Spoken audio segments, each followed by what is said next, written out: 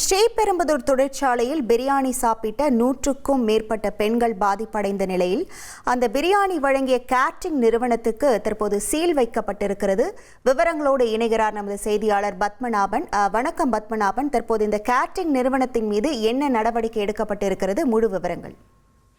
காஞ்சிபுரம் மாவட்டம் ஸ்ரீபெரும்புதூர் அருகே பிள்ளைப்பாக்கம் பகுதியில் டிஎஸ் எனும் கார்களுக்கு கேபிள் தயாரிக்கும் நிறுவனம் இயங்கி வருகிறது. இந்நிறுவனத்தில் நேற்று அங்கு வேலை செய்கிற பெண் ஊழியர்களுக்கு மதிய உணவாக சிக்கன் பிரியாணி வழங்கப்பட்டது.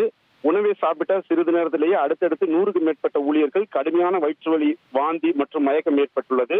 இதனால் அதிர்ச்சி அடைந்த நிறுவன நிர்வாகம் பாதிக்கப்பட்ட ஊழியர்களை உடனடியாக மீட்டு ஸ்ரீபெரும்புதூரில் உள்ள தனியார் மருத்துவமனையில் சிகிச்சைக்காக அனுமதித்தனர். அங்கு தீவிர சிகிச்சையில் அனுமதிக்கப்பட்டு தற்போதைய நிலையில் ஊழியர்கள் அனைவரும் மருத்துவர்களின் கண்காணிப்பில் நலமாக உள்ளதாக தெரிவிக்கின்றனர். இச்சம்பவம் குறித்த தகவல் இருந்த உணவு பாதுகாப்புத்துறை அதிகாரிகள் உடனடியாக களத்தில் இறங்கி விசாரணை நடத்தினர்.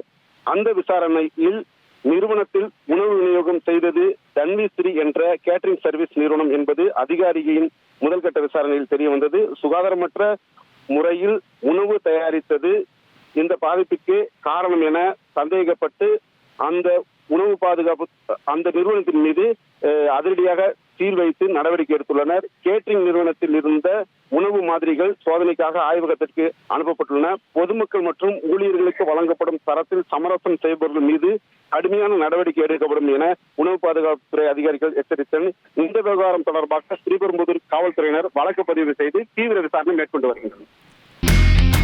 இனி செல்லும் இடமெல்லாம் செய்தி. தந்தி டிவியின் வாட்ஸ்அப் சேனலை ஃபாலோ பண்ணினா செல்ல இருக்கும் இடமெல்லாம் செய்தி. இதோ QR கோட் இப்பவே ஸ்கேன் பண்ணுங்க, ஃபாலோ பண்ணுங்க.